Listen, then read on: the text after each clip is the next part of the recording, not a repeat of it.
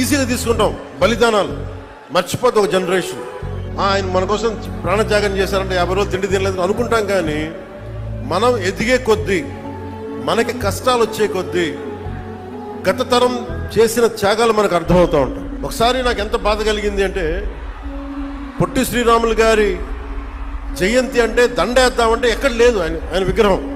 ఎక్కడో ఒక ఆర్య వైశ్య సత్రం దగ్గర ఉంది, అక్కడికి వెళ్దాం ఉన్నారు. అక్కడ పెట్టడం ఏంటని అడిగా. అంటే అది ఆయన వైశ్య కులానికి చెందినవారు, అందుకని ఆర్య వైశ్య గృహాల్లో ఉంటాయి ఎక్కువ, అక్కడికి వెళ్దాం పదండి అంటే నాకు ఆ రోజు అనిపించింది, ఎవరి ఉనికి మీద ఒక గొప్ప నాయకుడిని ఒక వైశ్య కులానికి పరిమితం చేస్తారా? 100 కులాలు ఉన్నాయి మన దగ్గర. ఇన్ని 100 కులాల కోసం ఒకడు ప్రాణత్యాగం చేస్తే మనం ఇచ్చిన గౌరవం ఆయనకు ఒక నెల్లూరు జిల్లాకి పరిమితం చేసాం. ఆయన గొప్పతనం